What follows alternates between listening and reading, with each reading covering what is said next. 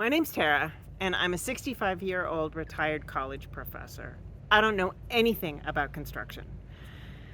So if I can convert a schoolie, anyone can. So let's see if I can.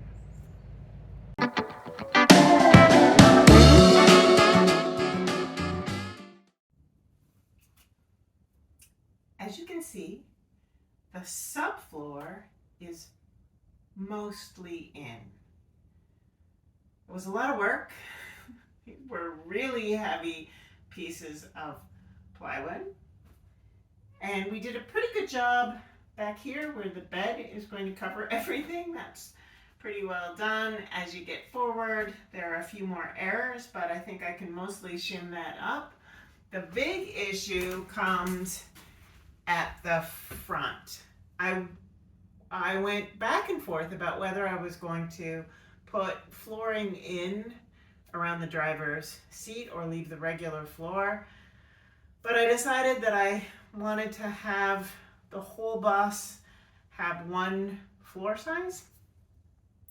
So the problem with the up in front is there's some cutouts. You have to cut out around a spot where you can get to the engine, and then you have to cut around the seat belts, and it's not sort of an easy thing to do. So you can see that we jigsawed all sorts of stuff. Now that it's upside down, the bottom here, this part is where it goes around the where the engine access point, and then this is where the seat belts were supposed to be. But you know that whole adage about measure twice, cut once? Well, it turns out that you have to actually measure from the right point. So we measured twice before we cut, but we measured from the wrong spot. So then trying to put it in, we needed to make sort of a little adjustment.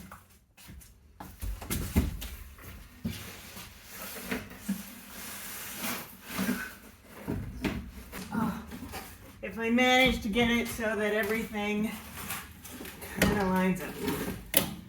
And here's the problem. It still doesn't fit. We did all those cutouts. The cutout on top here, somehow I have no idea how we measured that wrong and got to the wrong place. These still don't fit. And we just can't make the whole thing work as it is. So once we discovered that, we stopped for the day and went to go get ice cream. Only, of course, to find out that the great ice cream place was closed for the season. So it was that kind of day, and now I'm back to fix everything and get the last little bits in. So I have to fix this today, and then there was this little small problem. So I have to fix that. But hopefully by the end of the day, I will actually have a real floor. Okay, here's the plan. It's not as bad as I thought it was going to be. If I cut this section out, I can flip it over and put it over there, and that should be good. And then this just needs a little bit extra out of it, and I think that'll be good. And then I think it may actually fit. So we're going to give that a try.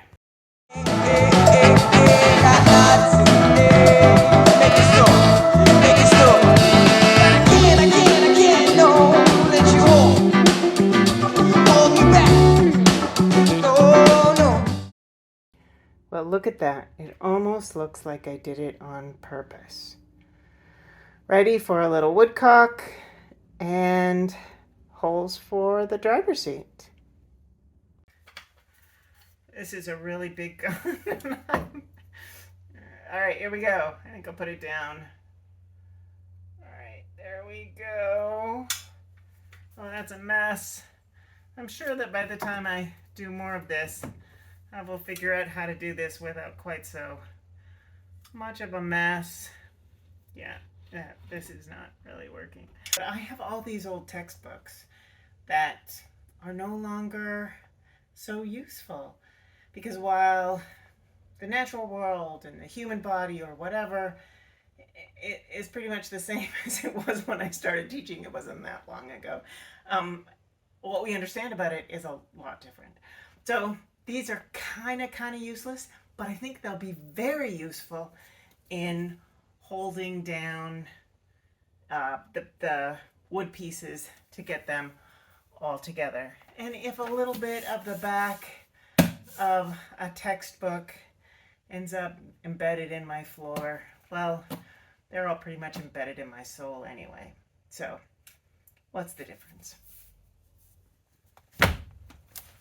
The subfloor is officially in. We have things weighting down the corners of the most difficult boards. But in 24 hours or so, we'll have as flat a floor as can be expected. So a big thing to check off the to-do list. Subfloor done.